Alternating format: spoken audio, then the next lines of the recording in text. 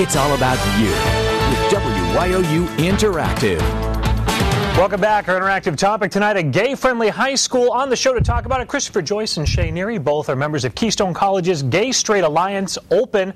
On the phone is Michelle Klein. She's the director of the Bryson Institute of the Attic Youth Center. Thanks for joining us once again. Oh, you're welcome.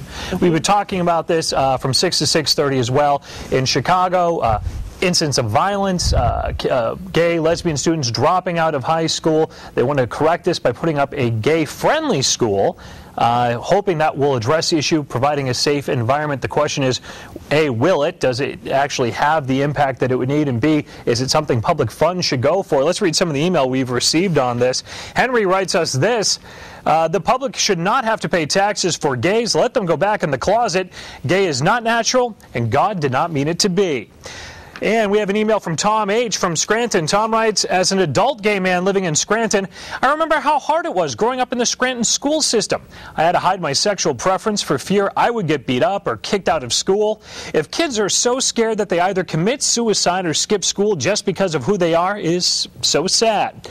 I would fully support a bill to provide a harassment-free, violent-free type of school for gay students. And let me send this question over to Michelle. One of our callers earlier left a message. There's a school like this already in New York. Are you familiar with it? Yes, it's the Harvey Milk High School.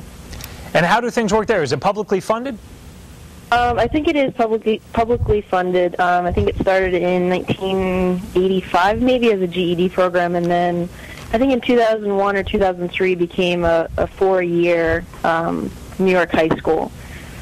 I'm sorry, go ahead. It's my understanding that particular high school is for kids that are harassed who simply can't, they can't function in a public high school. Yeah, all of their students are required to be at risk of dropping out of school. So that's from violence or harassment or what have you. Just not a safe environment for them to be in. Now, I understand also when that first opened, I'll bring this over to Christopher and Shay, I understand when it opened, there were protesters outside and things of that nature. Does having a separate school, or would having a separate high school, make anyone feel any less different if they were gay or lesbian? The one big fear that I think we were talking about earlier, actually, is that now you're condensing all these kids in one area, so it's so much easier for anyone who wants to fight, go against the gay. If someone wants to target them, they know where to find them. So I feel like I'm sort of in the middle about all of this, because I feel like that it separates everyone and segregates them, but at the same time I understand that people who are harassed can't get an education like they should be allowed to. I agree with Chris. I had to say the only thing I'm worrying about is that they're saying, well, if with publicly funded, what's the biggest problem with publicly funding these students? You're already publicly funding your gay students in your high schools. Does it really matter if they have a school to themselves? Like, yes, it helps with harassment problems, but you're segregating them from the rest of the population. What happens when they go out there into the real world? Like, there are people out in school now. What does it matter? Like, they're going to go through these trials day and day and day after day, but they're going to go through that in real life also. So it's basically, what are you condoning? More the factor that there are homosexuals in school, or that you're going to pay to have them have their own separate school?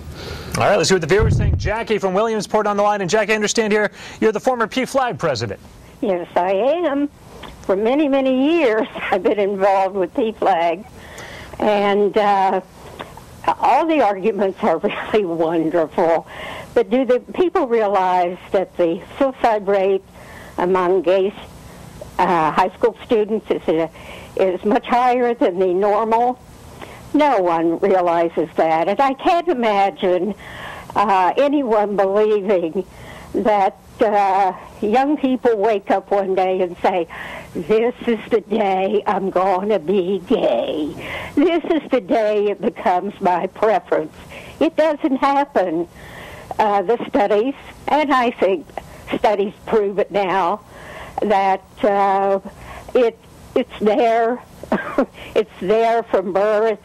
Well, let me ask you this, Jackie. On the idea of a high school, I mean, aren't cliques and harassment part of high school on the whole? I mean, if you're going to set up a different high school for gays and lesbians, should there not be a different one for people that are geeks and want to join the chess club? They're going to be picked on as well. I mean, at what point do you draw the line?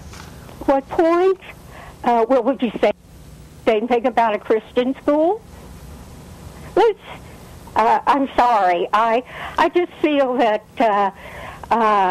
geeks are going to be. And we lost Jackie, unfortunately. She was going to make a point. All right, we do have to take a break right now. We're going to talk more about this when we get back. Before we go, let's check in with Lyndall. Eric, thank you. Now, not everyone thinks that the gay-friendly school idea is a good idea. And Dr. Joyce Kenner, a principal at a magnet school in Chicago, says her students, she believes, are better off together. When they have that opportunity to become more tolerant of others who think differently than they do. We want to know what you think. You can always give us a call to voice your opinion, and we'll be right back.